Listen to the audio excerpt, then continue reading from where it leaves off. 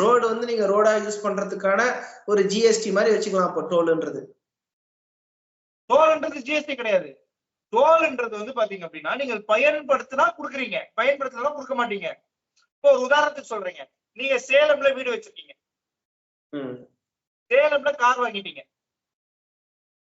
நீங்க கோயம்புத்தூர்ல குடியிருக்கீங்க, கார் எங்க பயன்படுத்துவீங்க? கோயம்புத்தூர்ல தான் பயன்படுத்துவேன்.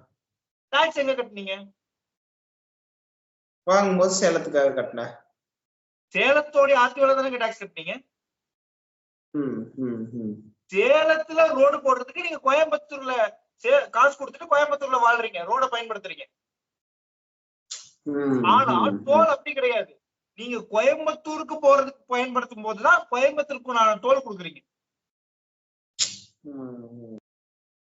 இப்போ சாலை கட்டிட்டா சாலை இல்ல அப்படின்னு கேக்குறது வந்து மாநில அரசுக்கான ஒரு கேள்வியாக இருக்கணும்னு நினைக்கிறீங்க?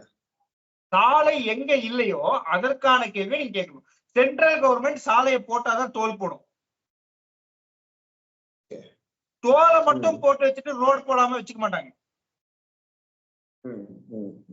ரோடு நீங்க பயன்படுத்தும் போது கூட அது ஓபன் ஆகுற வரைக்கும் டோல் போட்டிருக்க மாட்டாங்க, பாத்திருப்பீங்க. நிறைய என்ஹெச் நீங்க பயன்படுத்துவீங்க, சில இடங்கள்ல வந்து பிரேக்கேஜஸ் இருக்கும், ஆனா டோல் இன்னும் போட்டு வச்சிருப்பாங்க, ஆனா கலெக்ட் பண்ணிருக்க மாட்டாங்க. என்னைக்கு ரோடு ஃபுல்லா முடியுதோ, நீங்க ஃபுல் ஃபிளட்ஜ்டா யூஸ் பண்றீங்களோ அப்பதான் நீங்க டோல் கட்டுவீங்க.